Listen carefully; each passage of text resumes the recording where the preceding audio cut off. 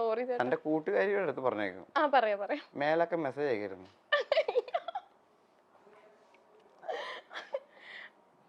Okay, ഇനി next ചക്കം. ഇത് ഏത് ചക്കേ?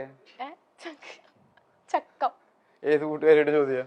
ഇല്ല, ഇത് ശരിക്കുള്ള ചോദ്യം. ശരിക്കും എന്താ ദേഷ്യം പിടിക്കാന്ന് അറിയോ? ഒരു 100 മെസ്സേജ് വന്നു കഴിഞ്ഞാൽ നമ്മൾ ഡേറ്റിംഗ് ആപ്പ് എന്ന് പറഞ്ഞാൽ ഡേറ്റിങ്ങിന് വേണ്ടിയിട്ടുള്ള ആപ്പാണ് അല്ലേ? അതെ അതെ. അവിടെ വന്നിരുന്നിട്ട് ഈ കുനുകുനു കുനുകുനു എന്ന് പറയേണ്ട കാര്യമില്ല. ഇല്ല ഇല്ല. ഒന്നാമത് ഞാൻ ഡയറക്റ്റ്ലി സംസാരിച്ചിട്ടുള്ള കാര്യമാണ്. എനിക്ക് ബമ്പിൾ ഉണ്ട്. ഇടക്കാലത്ത് ഞാനൊരു റിലേഷനിലായ സമയത്ത് ബമ്പിളിൽ ഞാൻ ആക്റ്റീവ് ആയിരുന്നില്ല. അത് കഴിഞ്ഞിട്ട് റിലേഷൻ കഴിഞ്ഞ സമയത്ത് ഞാൻ വീണ്ടും ഇപ്പൊ ആക്റ്റീവായി. ഇത് ഈ ഡേറ്റിംഗ് ആപ്പ് എന്ന് പറഞ്ഞാൽ നമ്മുടെ സമൂഹത്തിലുള്ള ഒരു ആപ്പാണ്. ആണാ? വാട്സപ്പ് പോലെയും ഇൻസ്റ്റാഗ്രാം പോലെയും. പിന്നെ ഡേറ്റിംഗ് എന്ന് പറഞ്ഞാൽ താല്പര്യമുള്ള വ്യക്തികൾ തമ്മിൽ ഡേറ്റ് ചെയ്യുന്ന സമ്പ്രദായമാണ് അല്ലേ? ഈ സമ്പ്രദായത്തിലൂടെയാണോ നമ്മളൊക്കെ ഭൂമിയിലേക്ക് വന്നത്? ഡേറ്റിംഗ് എന്ന് പറഞ്ഞു കഴിഞ്ഞാൽ ഇപ്പൊ ആണും പെണ്ണും എന്തിനാ ഇഷ്ടപ്പെടുന്നത്? രൂപക്കൊട്ടിൽ കൊണ്ടുവയ്ക്കാനല്ലോ വീട്ടിലെ. അവർക്ക് ശാരീരികമായിട്ട് ബന്ധപ്പെടണം, അതിനു വേണ്ടിട്ടല്ലേ? അപ്പൊ ഈ ഡേറ്റിംഗ് മോശമാണോ ചീത്തയാണോ? മോശമുള്ള കാര്യമല്ലല്ലോ ഈ സംഭവിക്കുന്നത്. അത് പ്രായങ്ങളിലല്ലേ നടക്കേണ്ടത്. മുല കുടിക്കേണ്ട പ്രായത്തിലല്ലേ മുല കുടിക്കേണ്ടത്. അല്ല 40 വയസ്സായിട്ട് എന്റെ അമ്മയുടെ മുല കുടിക്കാൻ വന്നു കഴിഞ്ഞാൽ എനിക്ക് അടി കിട്ടുവോ? കിട്ടുവോ? 40 വയസ്സായി വരുത്ത അമ്മയുടെ മുല കുടിക്കാൻ ചെന്ന് കഴിഞ്ഞാൽ അടി കിട്ടുവോ? കിട്ടും. അപ്പൊ കിട്ടേണ്ട സമയത്തല്ലേ മുല കുടിക്കേണ്ടത്, ആ പ്രായത്തില്.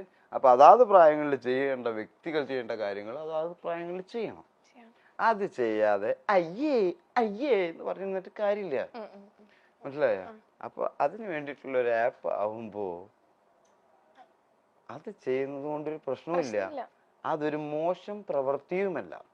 മോശം പ്രവൃത്തി എന്ന് പറയുന്നത് എന്താണെന്ന് വെച്ച് കഴിഞ്ഞാൽ ഒരാള് മോശമാണെന്ന് തോന്നിയിട്ടൊരു കാര്യം ചെയ്യുന്നതും അത് താൻ ചെയ്യുന്നില്ല എന്ന് ആളുകളെ ധരിപ്പിക്കുന്നതും താൻ വലുതാണെന്നും മറ്റൊരുത്തൻ മോശമാണെന്നും ചിത്രീകരിക്കുന്നതാണ്.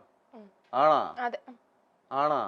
അപ്പൊ ഒരാളൊരു കാര്യം ചെയ്യുന്നുണ്ടെങ്കിൽ അത് തുറന്നു പറയുന്നുണ്ടെങ്കിൽ അത് മോശത്തരമല്ല. അത് പറയാതിരിക്കുകയും അത് ചെയ്യുന്നതുമാണ് മോശത്തരം. മനസ്സിലായ? ഓക്കെ, ഇനി നെക്സ്റ്റ് ചക്കം. സ്വന്തം ഇന്റർവ്യൂ കണ്ട് ഒറ്റയ്ക്ക് ഇരുന്ന് ചിരിച്ചിട്ടുണ്ടോ? ഉണ്ട്. ഏത് ഇന്റർവ്യൂ ഏറ്റവും ഒറ്റയ്ക്ക് ഇരുന്ന് ചിരിക്കാന്ന് പറഞ്ഞു കഴിഞ്ഞാല് ഞാൻ അന്ന് കാല് എന്റെ ലിഗമെന്റ് തെറ്റിയിട്ട്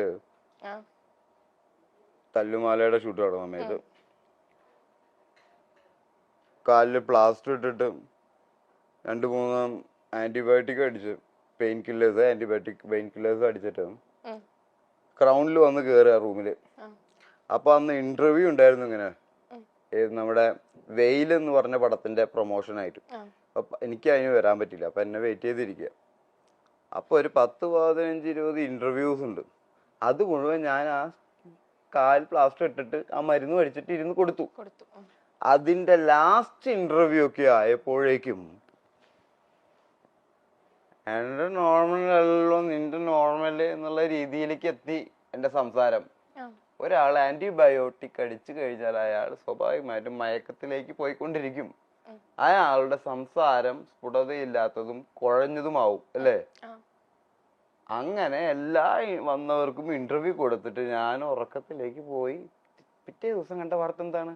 അടിച്ച് ഫിറ്റായി വന്നിരുന്ന് ഇന്റർവ്യൂ കൊടുത്തു ടോം ചാക്കോ എന്ന്. ഞാൻ ഇതൊക്കെ കണ്ട് ചിരിക്കാന്നല്ലാതെ പിന്നെ എന്താ ചെയ്യാ അല്ലേ? ആ ഇന്റർവ്യൂ എടുത്തവർ തന്നെയല്ലേ ഈ വാർത്ത വിട്ടിട്ടുള്ളത്. അപ്പൊ അവർക്ക് അറിയാത്ത കാര്യമല്ലല്ലോ.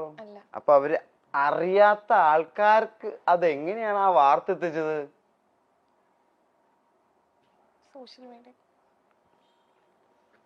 അതിനെയാണ് പറയണത് എന്താണ് പൊളിറ്റിക്കൽ ഇൻകറക്റ്റ്നെസ്.